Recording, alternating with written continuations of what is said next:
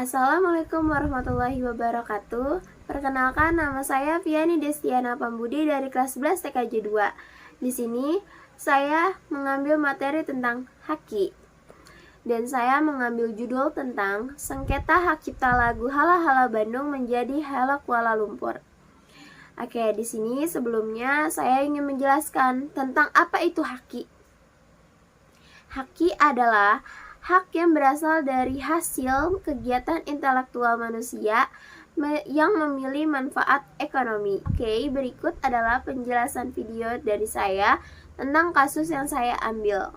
Selamat menyaksikan. Oke, yang pertama yang akan kita bahas yaitu latar belakang kasus. Pada tahun 2023 terjadi sengketa hak cipta atas lagu Halo Halo Bandung. Lagu legendaris karya Ismail Marzuki ini diklaim telah ditiru oleh pihak negara Malaysia melalui lagu yang berjudul Hello Kuala Lumpur.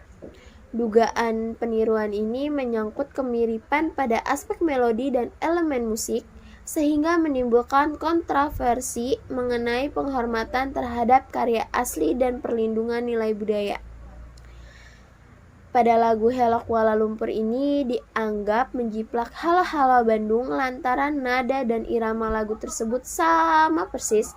Bahkan liriknya pun hanya diubah sedikit, bahkan nyaris sama dengan ciptaan Ismail Marzuki tersebut. Sebagai contoh, pada awal lagu Hello Kuala Lumpur berbunyi, Hello Kuala Lumpur, ibu kota keriangan. Sedangkan lagu Halo Halo Bandung berbunyi, Halo Halo Bandung, ibu kota periangan. Seperti itu. Masuk ke dalam kategori haki apa dalam kasus tersebut?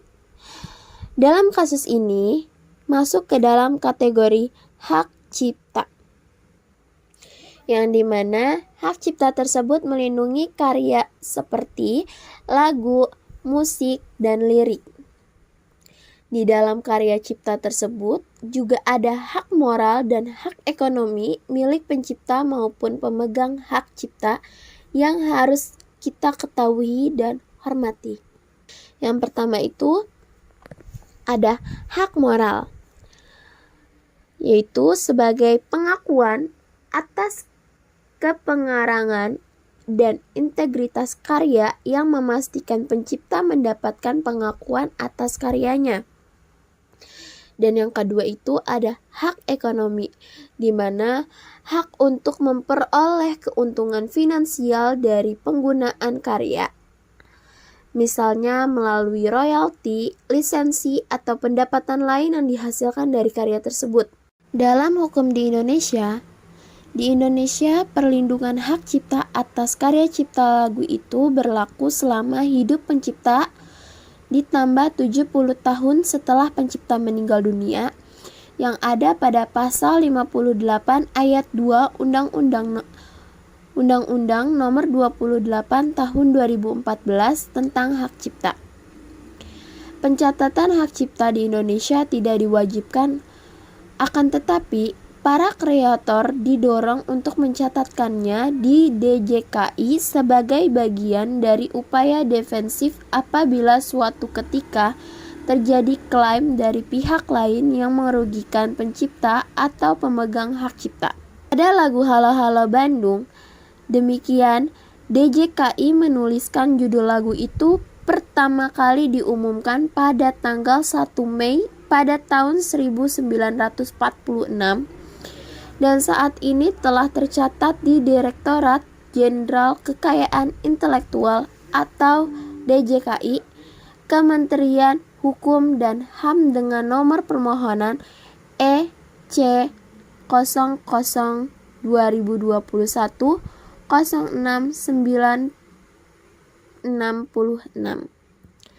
Kini muncul Halo Kuala Lumpur dari kanal YouTube Pelaku Kanak TV. Lagu tersebut diduga telah melanggar hak cipta atas karya lagu Halo Halo Bandung ciptaan Ismail Marzuki karena dianggap telah mengambil musik dan mengubah lirik aslinya. DJKI menjelaskan Apabila ada orang maupun pihak lain yang mengambil musik ataupun mengubah lirik dari suatu karya lagu tanpa meminta izin dan tidak mencantumkan nama penciptanya, maka hal tersebut patut diduga sebagai bentuk pelanggaran hak cipta atas hak moral. Kemudian, apabila lagu tersebut diunggah ke platform digital, tentunya tindakan ini juga akan merugikan pencipta dan pemegang hak cipta baik dari sudut pandang hak moral maupun hak ekonomi. Indonesia dan Malaysia merupakan anggota Konvensi Bern. Indonesia meratifikasi Konvensi Bern lewat keputusan Presiden Republik Indonesia pada nomor 18 tahun 1997 tentang pengesahan Bern Convention for the Protection of Literary and Artistic Work yang telah diundangkan pada tanggal 7 Mei tahun 1997 silam, yang berbunyi, mengacu pada ketentuan pasal 5 Konvensi Bern, maka karya cipta lagu Halo-Halo Bandung yang diciptakan Ismail Marzuki secara otomatis dilindungi di seluruh negara anggota Konvensi Bern yang sampai saat ini berjumlah 181 negara termasuk di Malaysia. Anggota Konvensi Bern atas eksklusif yang dimiliki oleh pencipta dan atau pemegang hak cipta atas lagu tersebut. DJKI juga menjelaskan upaya penegakan hukum pelanggaran hak cipta di negara lain diatur dalam Konvensi Bern, memakai asas independence of protection, yang artinya perlindungan dan penegakan hukum hak cipta yang mengimplementasikan aturan hukum di negara karya hak cipta tersebut dilanggar.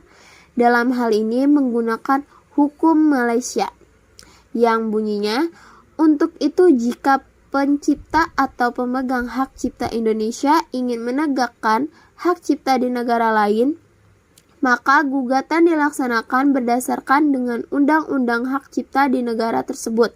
Jika pencipta atau pemegang hak ciptanya sudah meninggal dunia, maka ahli waris sebagai pemegang hak cipta memiliki hak eksklusif untuk melarang atau mengizinkan pihak lain dalam melaksanakan hak cipta miliknya. Namun, apabila terjadi dugaan pelanggaran hak cipta seharusnya diawali dengan pendekatan Alternative Dispute Resolution atau ADR, yakni suatu bentuk penyelesaian sengketa di luar pengendalian berdasarkan kata sepakat atau konsensus yang dilakukan oleh para pihak yang bersengketa baik tanpa ataupun dengan bantuan para pihak ketiga yang netral. Dan ADR ini adalah semacam musyawarah. Yang ketiga itu adalah permasalahan gaji dalam konteks sengketa hak cipta. Dalam konteks sengketa hak cipta pada lagu ini, istilah gaji dapat diartikan sebagai pendapatan atau royalti yang seharusnya diterima oleh pencipta atau pemegang hak. Beberapa permasalahan yang muncul adalah: pertama, kehilangan royalti. Bila lagu digunakan tanpa izin, pencipta tidak memperoleh royalti yang merupakan bagian dari pendapatan rutin mereka yang mirip dengan kehilangan gaji. Yang kedua itu ada distribusi penghasilan yang tidak adil. Ketidakjelasan dalam perjanjian lisensi atau penggunaan karya dapat mengakibatkan ketidaksesuaian dalam pembagian pendapatan antara pencipta, penerbit, dan pihak lain. Yang ketiga itu ada dampak pada industri musik.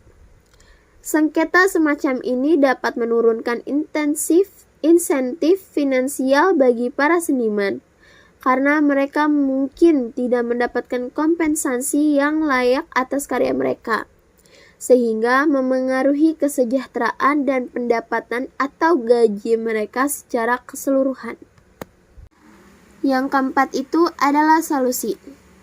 Untuk menyelesaikan sengketa hak cipta lagu Halo Halo Bandung dapat diselesaikan dengan jalur litigasi, jalur arbitrase, atau alternatif penyelesaian sengketa.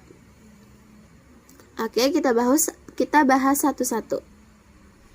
Yang pertama itu adalah jalur litigasi, yang dimana pertama, mengajukan gugatan ke pengadilan niaga yang berwenang. Yang kedua itu mengajukan gugatan berdasarkan Undang-Undang Hak Cipta di negara tempat pelanggaran terjadi.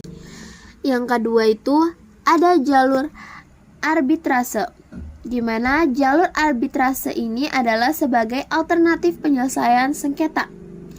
Alternatif penyelesaian sengketa menggunakan mediasi, menggunakan negosiasi, menggunakan surat somasi, dan menggunakan platform digital. Adapun keterangan tambahan yaitu: pertama, perlindungan hak cipta berlaku universal di seluruh negara yang telah meratifikasi Konvensi Bern. Yang kedua, Indonesia merupakan anggota Konvensi Bern sejak 7 Mei 1997. Yang ketiga, jika pencipta atau pemegang hak cipta sudah meninggal dunia, maka ahli waris dapat melarang atau mengizinkan pihak lain menggunakan hak cipta tersebut.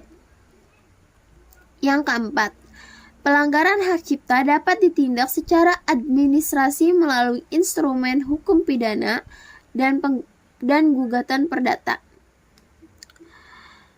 Yang kelima, itu adalah penting untuk memiliki kontrak yang rinci antara pencipta, penerbit, dan pihak ketiga yang mengatur hak penggunaan, pembayaran royalti, dan distribusi pendapatan. Ini juga membantu memastikan bahwa setiap penggunaan karya akan mengalir kompensasi yang sesuai.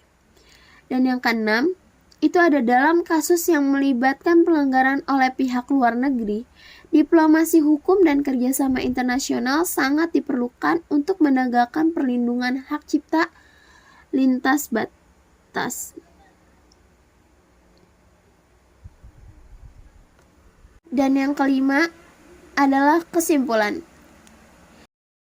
di mana sengketa hak cipta lagu Halo Halo Bandung pada tahun 2023 ini menunjukkan betapa pentingnya perlindungan hukum terhadap karya seni.